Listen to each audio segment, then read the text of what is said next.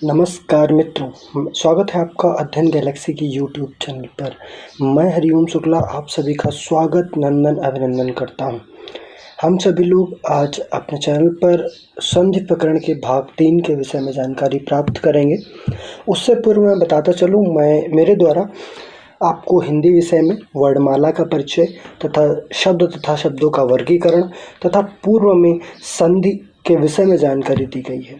संधियों में हम लोगों ने जो पढ़ लिया है उसमें मैं आपको बताना चाहूँगा कि आपने स्वर संधि तथा व्यंजन संधि को पूर्णतः तैयार कर लिया है। अगर आपने अभी तक उस वीडियो को नहीं देखा है तो आप लोग अवश्य से अवश्य उस वीडियो को देख लें तथा इस वीडियो को अंत तक अवश्य देखें।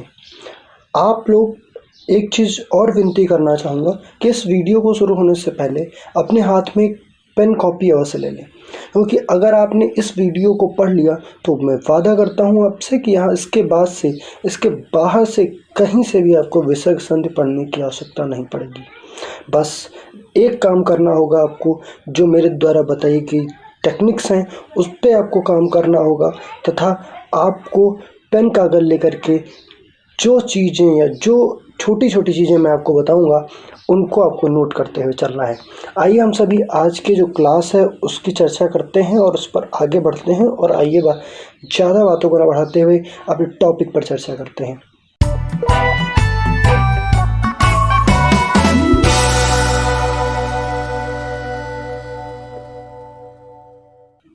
जैसा कि हम लोग को पता है, आज हम लोग विसर्ग संधि पढ़ने वाले हैं और उसके विषय में सबसे पहले जानना बहुत ज़रूरी है।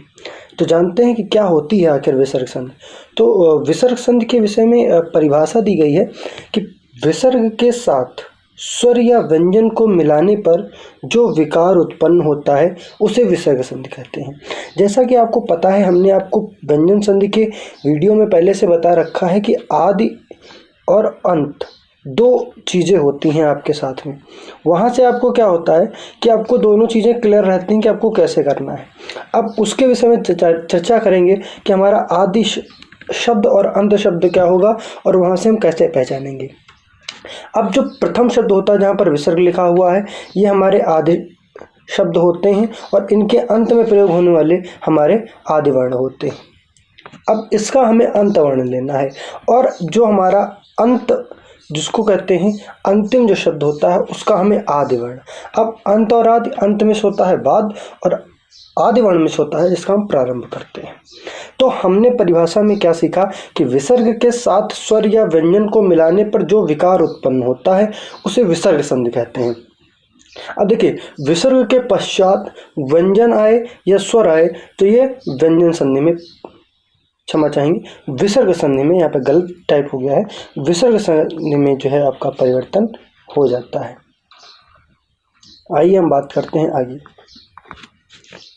यहाँ पर देखते हैं कि आगे जब देखते हैं तो बढ़ते हैं तो एक छोटी सी परिभाषा और यह नोट के रूप में आप लिख सकते हैं कि वह ध्वनि विकार, वह ध्वनि में परिवर्तन जो परस्पर दो वर्णों, अब दो वर्णों कौन कौन से वे वर्ण होंगे, या तो विसर्ग के साथ स्वर आए या विसर्ग के साथ व्यंजन आए, इनके मेल से उत्पन्न होता है तो वे क्या कहलाते हैं, विसर्ग संधि कहलाते हैं। अब हमें पता है कि हमने जब हम स्वर संधि पढ़ रहे थे तो वहाँ पर हमने पढ़ा था कि वहाँ पर हम भेद के अनुसार हमने संधि को जानने की कोशिश की थी। हमने जब व्यंजन संधि पढ़ा तो व्यंजन संधि में मैंने आपको बताया था कि हम जब व्यंजन संधि पढ़ते हैं तो व्यंजन संधि में आपको क्या करना होता है कि आप व्यंजन संधि को नियमानुसार पढ़ते हैं। इसी प्रकार से हम विसर्ग संधियों को भी नियमानुसार पढ़ेंगे तथा समझने का बेहतर प्रयास करेंगे। आइए नियम नंबर 1 की बात करते हैं। नियम नंबर ये कहता है कि यदि पदांत का मतलब होता है पद धन अंत, पद के अंत में अ के पश्चात, देखिए ह्रस्व आ के पश्चात विसर्ग हो तथा विसर्ग के पश्चात कोई सघोष व्यंजन हो। आपने अगर ये सघोष व्यंजन से थोड़ा सा भयभीत हो रहे हैं तो थोड़ा सा आगे देखेंगे कि वर्ग का तीसरा, चौथा और पांचवा वर्ण। व्यंजन के लिए एक निश्चित एक अलग वीडियो बनाई गई है। अगर आप यहाँ से नहीं समझ पा रहे हैं तो आप पूर्णतः पीछे पूरी प्लेलिस्ट को एक बार ध्यान से देखिए, आपका पूरा सिलेबस एक तरफ से कंप्लीट होता हुआ चला आएगा। तथा वीडियो को लाइक, शेयर, सब्सक्राइब अवश्य करें। अब चलते बात करते हैं अपनी नियम के विषय में। यदि पद के अंत में ह्रस्व स्वर के पश्चात विसर्ग आए तथा विसर्ग के पश्चात कोई सघोष व्यंजन आए। सघोष व्यंजन में कौन कौन से आते हैं? जो वर्ग का तीसरा, चौथा और पांचवा वर्ण होता है वो है या तो हमारा अंतःस्थ है, या, रा, ला और वा, और उसके बाद यदि कोई हाय, तो इनमें से कोई एक वर्ण आए तो विसर्ग का ओ हो जाता है। अब देखिए सबसे बड़ी बात है कि यहाँ पर जो भी परिवर्तन होगा वो विसर्ग के स्थान पर होगा, ये चीज़ बहुत ध्यान दे लीजिएगा। और जो भी परिवर्तन होगा वो पूर्णतः विसर्ग पर ही आधारित होगा। सबसे बड़ी खासियत यही होती है विसर्ग संधि की। आप जहाँ से कंफ्यूज होते हैं वहाँ से भी मैं आपको बताऊंगा कि कहाँ से आपका कंफ्यूजन स्टार्ट होता है। देखिए इसे लिखा हुआ है मनः धन हर।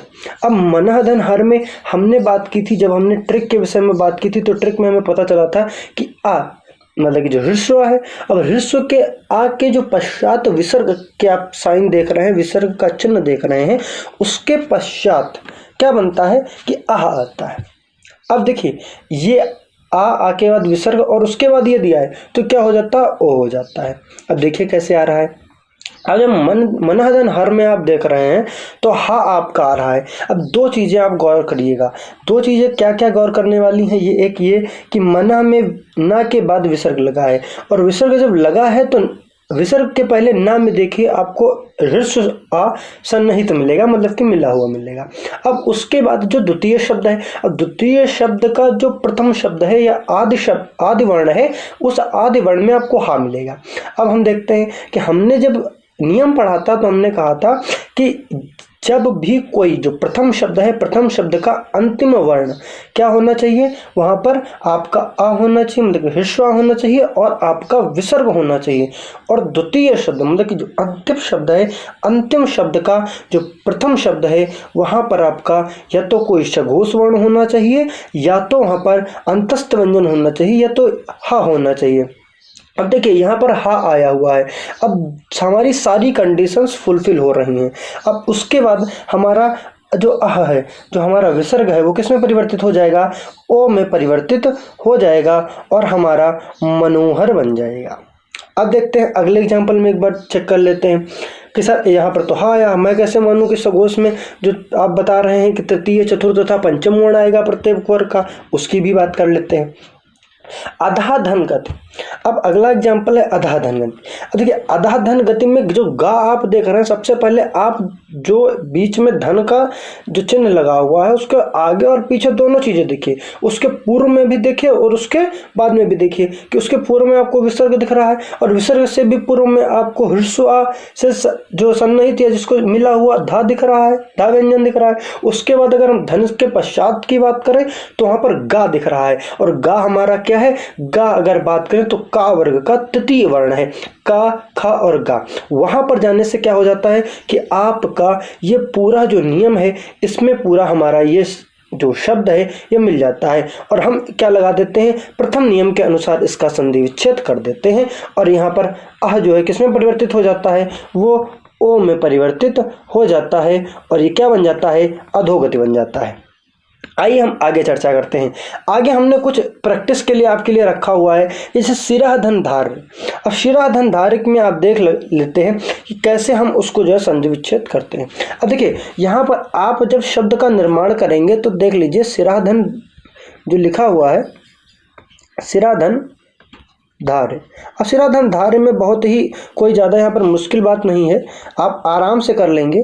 और कैसे करेंगे? यहाँ पर आ विसर्ग निकाल लीजिए और धा देख लीजिए। अब जब विसर्ग देखा, विसर्ग पर शिरा है तो वहाँ पर आ भी है, आपका आ है, तो यहाँ पर क्या हो जाएगा? आपका आ जाएगा। और आ आने के बाद में क्या है? आ के बाद विसर्ग है, विसर्ग के बाद धा है, और धा जैसे ही आप देखेंगे दो धा आपका कौन सा वर्ण है? ता, था, ध। अब आपको क्या समझ में आता है कि यहाँ पर आपको तृतीय वर्ण मिल गया। अब तृतीय वर्ण मिला तो उसका मतलब नियम नंबर 1 लगेगा, और नियम नंबर लगेगा तो यहाँ पर क्या बन जाएगा? आपका वर्ण बन जाएगा शिरोधार्य। ओ बन जाएगा तो यहाँ पर आपका शिरोधार्य बन जाएगा। अगर इसके पश्चात भी आपको न समझ में आए तो आपके लिए मैंने इस बार क्या किया है कि अगली जो वीडियो मैं लेकर आऊँगा वहाँ पर आपको बहुत सारे लगभग मैं 50 से 100 क्वेश्चन आपको संधि से रिलेटेड करवाऊंगा, और वो सारे क्वेश्चंस होंगे जो आपके पूर्णतः किसी ना किसी एग्जाम में आए हुए जरूर होंगे, और वहाँ से आप प्रैक्टिस करेंगे। लेकिन यहाँ से क्या है, आप इनको देखें और प्रैक्टिस जरूर करें। एक बार प्रैक्टिस कर लेंगे तो यहाँ से आपका जो है जो भी चीज़ें आप सीखेंगे वो आपके दिमाग में सर्कुल जो है चलती रहेंगी। अगर हम बात करें कि मनोविकार लिखा हुआ है, अब मनोविकार में आप देखेंगे क्या कि हमारा सबसे पहले परिणाम जानिए कि परिणाम हमारा क्या बन रहा था। किसी भी संधि को करते समय जब कोई शब्द हो, शब्द से संधि विच्छेद किया जा रहा हो, तो सर्वप्रथम हमें ये देखना होता है कि उसमें परिणाम क्या होता है। तो परिणाम से हमें क्या पता चलता है कि ओ बनता है। तो मनोविकार है तो हमें स्पष्ट हो जाता है कि हमारा कहाँ से इसका विच्छेद करना है। तो यहाँ से हमारा क्या बन जाएगा, मनः धन विकार, और यहाँ पर विसर्ग लगा देंगे। अब आप इसको देखें तो अह के स्थान पर ओ का निर्माण हो रहा है। अब वाह देख रहे हैं अब मनोविकार बन रहा है। सर ये कैसे बन रहा है, तो ये उसी तरह बन रहा है जो प्रथम नियम में मैंने अभी आपको पूर्णतः समझाया हुआ है। आइए आगे बात करते हैं, आगे चर्चा करते हैं नियम नंबर 2 की। नियम नंबर 2 में काफ़ी विशिष्ट चीज़ें बताई गई हैं, आपको थोड़ा सा समझने का प्रयास करिएगा। यदि विसर्ग से पूर्व ह्रस्व आ तथा दीर्घ आ को छोड़कर कोई अन्य स्वर हो, अब कोई अन्य स्वर, अब ह्रस्व और दीर्घ आ को छोड़कर आपके जितने भी स्वर हैं वो आ जाए, तथा विसर्ग के पश्चात कोई अघोष वर्ण है। अभी तक हम सघोष की बात कर रहे थे, अब अघोष की बात कर रहे हैं। तो सघोष जितने हैं उनको आप लिफ्ट कर दीजिए, उनको छोड़ दीजिए, बचे बचाए आपके कितने क्या हो जाएंगे, अघोष हो जाएंगे। अघोष का मतलब प्रथम, प्रत्येक वर्ण के प्रथम तथा प्रत्येक वर्ण के द्वितीय वर्ण जो होंगे वो आपके अघोष हो जाएंगे। तथा आपके कौन से बचे हैं, आपका जो ऊष्म वर्ण के बचे हुए, जो ऊष्म व्यंजन के जो बचे हुए शब्द हैं, जैसे कि आपका तालव्यशा, दंतिशा और मूर्धन्यशा। अब परिवर्तन किसमें होगा, तालव्यशा और मूर्धन्यशा और दंतिशा में परिवर्तन इनका हो जाएगा। अब आइए देखते हैं कैसे होता है। जैसे कि लिखा हुआ है, जो प्रथम ट्रिक मैंने बनाई है आपके लोगों के लिए, उसमें देखते हैं कैसे क्या होगा। तो प्रथम ट्रिक में जब हम बात करते हैं तो हमने आपको बताया है कि देखिए अब आपका कोई विसर्ग है, अब विसर्ग है, विसर्ग से पूर्व क्या होना चाहिए कि आपका कोई भी, आपका ह्रस्व हो या दीर्घ हो, इसको छोड़कर कोई अन्य स्वर आया हो, विसर्ग से पूर्व आया हो।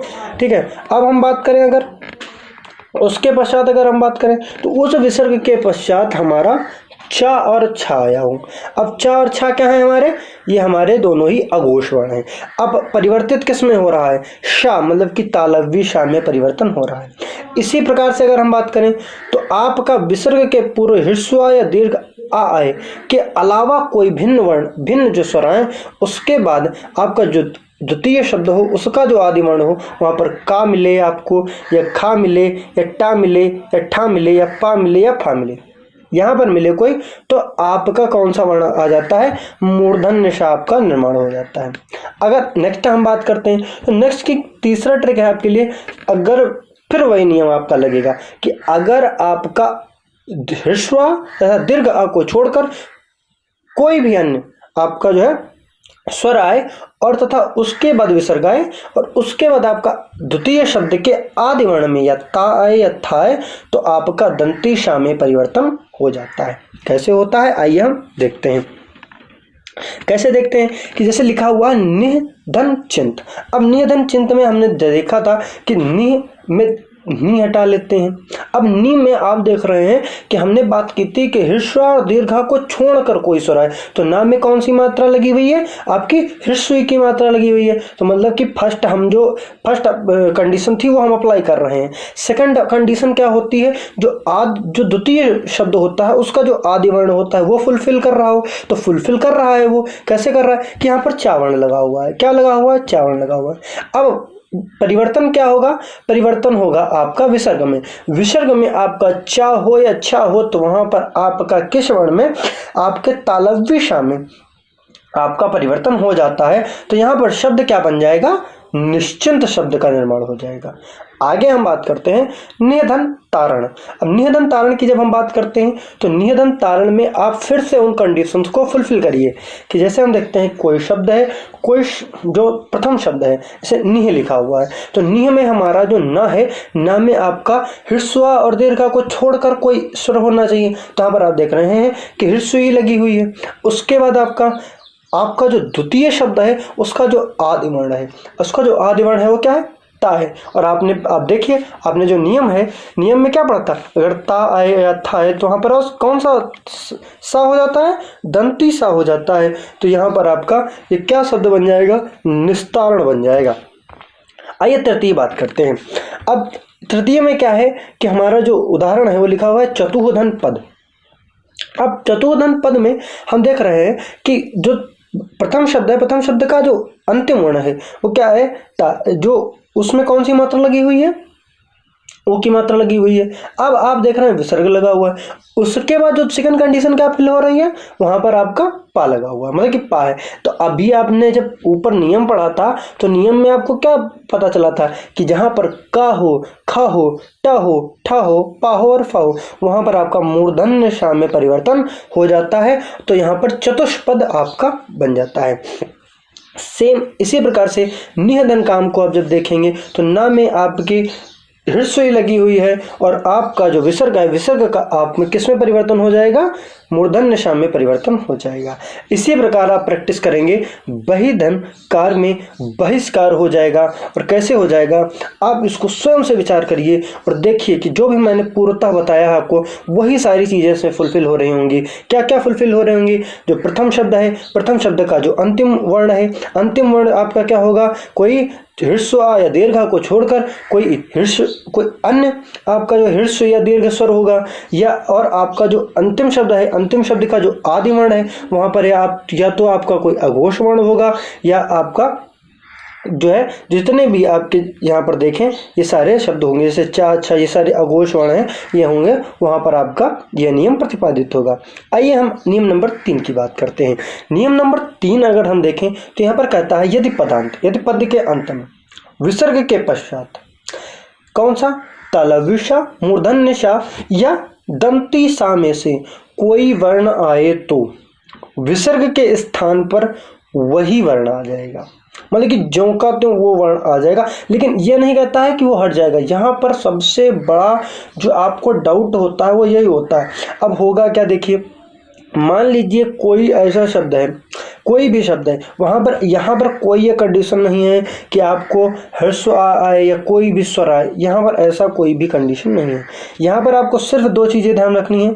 अगर कोई वर्ण आ रहा है वहाँ पर विसर्ग है, और विसर्ग के पश्चात अगर कोई ऐसा वर्ण आता है, कौन सा, द्वितीय शब्द का आदि वर्ण, उसमें कौन सा हो, या तो मूर्धन्य षा हो, या दंती षा हो, या तालव्य षा हो, तीनों में से जो भी होगा उसी के स्थान पर वही स्वयं जो का त्यों आ जाएगा। लेकिन परिवर्तन किस में होगा, परिवर्तन होगा आपका विसर्ग में होगा। आइए हम उदाहरण के माध्यम से समझते हैं। कैसे देखते हैं, इसे लिखा हुआ दूध धन साहस। अब दूध धन साहस की हम जब बात करते हैं तो दूध देखते हैं, उसके बाद विसर्ग देखते हैं, और विसर्ग के बाद तुरंत हमारी निगाह जाती है साहस पर। साहस में आपका दंती सा है। अब दंती सा में, अब देखिए दंती सा में कौन सा सा आ जाएगा, दंती सा आएगा, तो विसर्ग के स्थान पर दंती सा आ जाता है, और यहाँ पर हमारा शब्द क्या बन जाता है, दुस्साहस बन जाता है। इसी प्रकार से निहदन शंख। अब निहदन शंख में जब हम देखेंगे तो हमने नियम पढ़ रखा है और हमने ट्रिक भी जान रखी है। तो जैसे ही हम देखेंगे, देखने के तुरंत बाद हमको लगेगा कि हाँ शाह है, कौन सा सा है, तालव्य शाह है, और सेम एज इट इज तालव्य शाह आ जाएगा, यहाँ पर निशंक बन जाएगा। और यहाँ पर इस सा से कोई भी मतलब आपका नहीं है, परिवर्तन होगा विसर्ग में, और विसर्ग के स्थान पर हलंत युक्त शा का प्रयोग होगा। यहाँ पर भी हलंत युक्त दंती शा का प्रयोग होगा। आगे देखते हैं, लिखा है रामधन षष्ठी। रामधन जब षष्ठी की बात करते हैं तो आप जब देखते हैं कि मूर्धन्य शा का प्रयोग किया गया है। अब मूर्धन्य शा का जब प्रयोग किया गया है तो हम जो नियम हम पढ़ चुके हैं, तो वहाँ पर हमारा मूर्धन्य शा का ही प्रयोग किया जाएगा। तो वहाँ पर हमारा बन जाएगा रामष षष्ठी। क्या बन जाएगा, राम षष्ठी बन जाएगा, यहाँ पर शा हो जाएगा, राम षष्ठी, ये आपका बन जाएगा राम षष्ठी। आगे बात करते हैं, नियम नंबर 4 की बात करते हैं। यदि विसर्ग के पूर्व ह्रस्व आ या दीर्घ आ को छोड़कर कोई दूसरा स्वर हो और बाद में दीर्घ आ, ह्रस्व उ, दीर्घ उ या कोई सघोष वर्ण तो पूर्णतः आप पढ़ चुके हैं कि तीसरा वर्ण, चौथा वर्ण, पांचवा वर्ण, या आपका या, रा, ला, वा और हा में से कोई एक वर्ण आए तो विसर्ग का रा हो जाता है। आइए ट्रिक के माध्यम से जान लेते हैं। विसर्ग है, अब विसर्ग में क्या है कि विसर्ग के पश्चात अगर आपकी ये 3 स्वर आ रहे हैं, कौन से, या तो आपका दीर्घ आ आए, या ह्रस्व उ आए, या दीर्घ उ आए, उसके पश्चात अगर आपका कोई सघोष वर्ण आता है, मतलब कि प्रत्येक वर्ण का तृतीय, चतुर्थ तथा पंचम वर्ण, उसके बाद अगर कोई अंतस्थ वर्ण आए तो क्या कहलाता है, हमारा रा में परिवर्तित हो जाता है। अब देखिए कैसे, ऐसे लिखा हुआ है नियधन दोष। अब नियधन दोष की बात करें तो यहाँ पर जो विसर्ग है किसमें परिवर्तित होगा, रा में परिवर्तित होगा, तुमने पढ़ा है, लेकिन कैसे पढ़ा। अब हम अगर हमको ये एग्जाम में अप्लाई करना है तो हमें तो वहाँ पर नियम तो लिखे नहीं मिलेंगे, ना हमें कोई ट्रिक मिलेगी, हमें तो वहाँ देखना होगा कि हमारी कौन सी कंडीशन फुलफिल हो रही है। तो वहाँ पर हम क्या देखेंगे कि हमारा जो विसर्ग है, और विसर्ग के पश्चात अगर कोई अघोष आ रहा हो तो क्या कर देते हैं, उसका रा में परिवर्तन कर देते हैं। तो देखिए अब परिवर्तन किसका करते हैं, जो विसर्ग होता है उसका परिवर्तन हम कर देते हैं। तो यहाँ पर हमारा नियधन दोष किसमें परिवर्तित हो जाएगा, निर्दोष में परिवर्तित हो जाएगा। इसी प्रकार से अगर देखें नियधन आशा, नियधन आशा की अगर हम बात करते हैं तो यहाँ पर देखते हैं कि विसर्ग है, विसर्ग के बाद दीर्घ आ का प्रयोग किया गया है, वहाँ पर हमारा परिवर्तन हो जाएगा रा में, और ये हमारा क्या बन जाएगा, निराशा बन जाएगा। आगे अगर बात करते हैं कि दुहधन बल, तो दुहधन बल की जब बात करते हैं तो वहाँ पर आपको बा मिल जाता है, और बा के साथ में आपको पता चल जाता है कि आपको नियम तुरंत याद होना चाहिए कि यहाँ पर क्या आता है। तो यहाँ पर जैसे हम विसर्ग देखेंगे, अब विसर्ग के बाद अगर हम देखें तो यहाँ पर बा शब्द आता है। अब बा शब्द क्या कहलाता है, अब बा शब्द आप देखते हैं कि हमने सघोष वर्ण की बात की थी। अब जब सघोष वर्ण की बात की थी तो तीसरा, चौथा और पांचवा, तो तीसरा, चौथा और पांचवा शब्द कैसे आ जाएगा, देखिए जैसे पा, फा, बा, ये तीसरा वर्ण है हमारा, तो दुहधन बल दुर्बल बन जाता है हमारा। इसी प्रकार के ता, था, दा, धा, ये चतुर्थ वर्ण बन जाता है, तो यहाँ पर नियधन धारण निर्धारण बन जाता है। इसी प्रकार से बहिर्धन मुख, तो यहाँ पर बहिर्मुख बन जाता है आपका। आगे हम नियम नंबर 5 की अगर बात करें तो यदि विसर्ग के पूर्व ह्रस्व ई तथा विसर्ग के पश्चात रा हो तो आपका ह्रस्व ई के स्थान पर दीर्घ ई हो जाता है। अब ह्रस्व ई के स्थान पर सिर्फ नहीं, ह्रस्व ई भी हो और विसर्ग दोनों के संयुक्त के स्थान पर दीर्घ ई हो जाता है। ऐसे कुछ हम बात करते हैं, ट्रिक की बात कर लेते हैं पहले। ऐसे ई लिखा हुआ है, यहाँ पर ह्रस्व ई लिखा हुआ है, दीर्घ ई नहीं है, दीर्घ ह्रस्व ई है। अगर हम बात करें तो इसके पश्चात अगर हम बात करते हैं तो रा हो जाता है। परिणाम क्या होता है, दीर्घ ई में परिवर्तन हो जाता है। किसके स्थान पर हो जाता है, आपका विसर्ग के स्थान पर और ह्रस्व के स्थान पर। आगे देखते हैं जैसे नियधन रज, तो नियम में आपका नाम में ह्रस्व लगी हुई है, साथ में विसर्ग है, साथ में रज है। रा में जैसे ही आप रा देखते हैं तो वहाँ पर रा आपको दिखता है और ह्रस्व ई विसर्ग के साथ में दिखती है, तो वहाँ पर आपका परिवर्तन किस में हो जाता है, दीर्घ ई में परिवर्तन आपका हो जाता है। तो ये क्या कहलाते हैं, नीरज बन जाता है आपका। अगर हम आगे बात करें, लिखा है नियधन रस, सेम कंडीशन है आपका कि नियधन रस में आप देखते हैं कि जब आपका ह्रस्व ई है और ह्रस्व ई के साथ आपका विसर्ग लगा हुआ है, उसके पश्चात आपके जो द्वितीय शब्द के आदि वर्ण में रा लगा हुआ है, तो वहाँ पर आपका नीरस बन जाता है। आगे बात करें निरो की, ये दोनों बहुत ही इंपॉर्टेंट हैं आपके, इसको आप जरूर नोट कर लीजिएगा, क्योंकि इसको नोट करते हैं क्योंकि पीछे आए हुए दोनों ही क्वेश्चंस हैं। अगर हम बात करें नियधन रोग, तो नियधन रोग में देखते हैं नाम में जो है आपका ह्रस्व ई सम्मिलित है और रा आपका लगा हुआ है, तो यहाँ पर परिवर्तन किस में हो जाएगा, बड़ी ई मतलब कि दीर्घ ई में परिवर्तन हो जाएगा और आपका निरोग बन जाएगा। आगे हम बात करते हैं नियम नंबर 6 की। नियम नंबर 6 ये कहता है कि यदि विसर्ग पूर्व ह्रस्व आ या दीर्घ आ तथा विसर्ग के पश्चात कोई अघोष व्यंजन प्रत्येक वर्ग का प्रथम तथा द्वितीय वर्ण हो तो विसर्ग के स्थान पर क्रमशः श में परिवर्तन हो जाता है।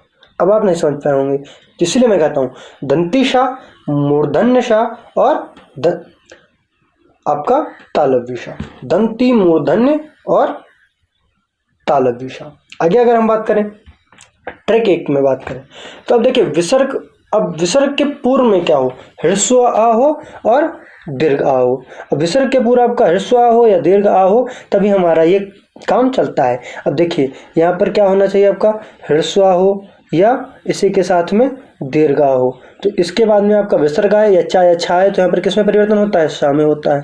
अगर यहाँ पर विसर्ग आ जाए, विसर्ग के पहले सेम कंडीशन ह्रस्व या दीर्घ आए तो यहाँ पर क्या हो, का, खा, ता, था, पा, फा और सा हो तो सा में परिवर्तन हो जाता है।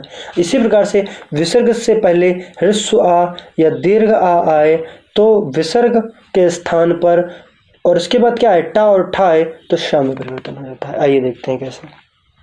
ऐसे लिखा हुआ है नमादनकार, तो नमादनकार में देखते हैं कि हमारा का है और वहाँ पर से किसमें परिवर्तन हो जाता है, सा में परिवर्तन हो जाता है और हमारा क्या बन जाता है, नमस्कार बन जाता है।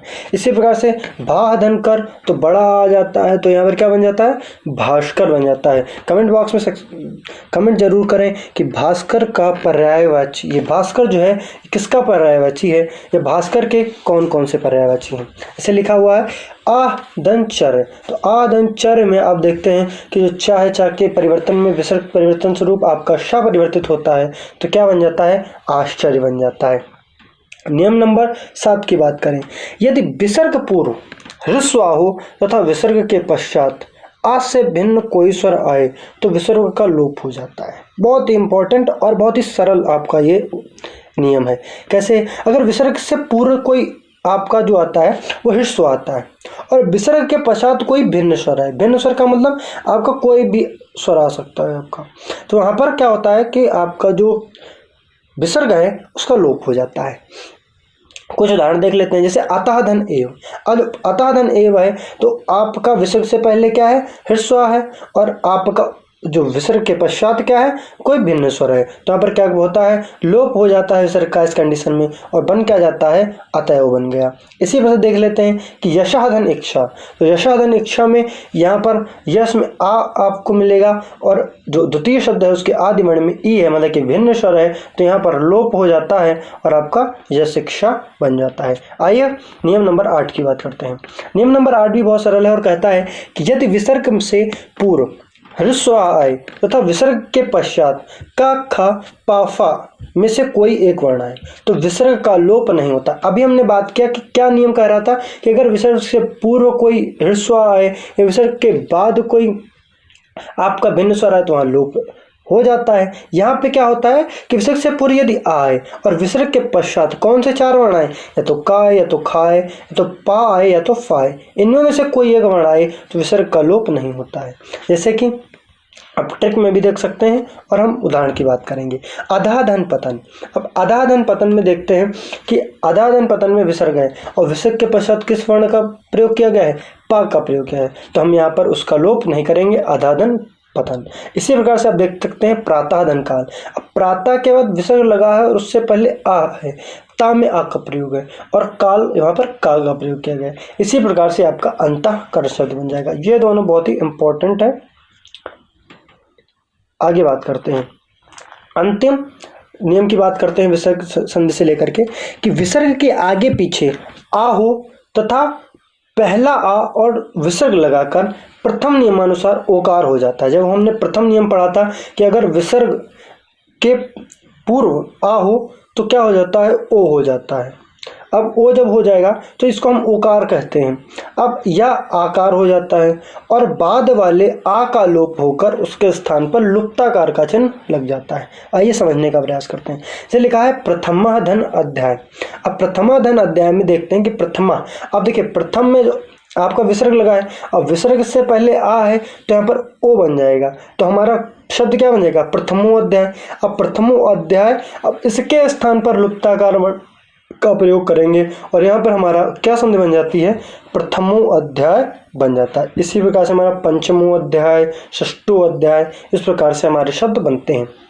अब जैसे देखते हैं नमः धनस्तु, तो यहाँ पर आपका नमोस्तु बन जाता है और तथो बन जाता है आपका, तथापि बन जाता है आपका। इसी प्रकार से आपका यशोभिलाषा बन जाता है। जैसे मैंने आपको बताया था कि दो चीज़ें बनती हैं, जैसे तथापि आप कहेंगे तो यहाँ मैंने बताया था आपका ओकार तथा आकार, दो में परिवर्तन आपका होगा। आकार का परिवर्तन अगर आप देखते हैं तो यहाँ पर आपको के लिए एक शब्द दिया गया है कि तथापि, ये आपका बन जाएगा, इसका आपका परिवर्तन हो जाएगा। आप सभी लोग कमेंट बॉक्स में कमेंट करके अवश्य बताएं कि आप सभी को वीडियो कैसा लगा। चैनल को लाइक करें, शेयर करें तथा सब्सक्राइब करें। घर पर रहें, सुरक्षित रहें, अपना ख्याल रखें, पढ़ते रहें। धन्यवाद।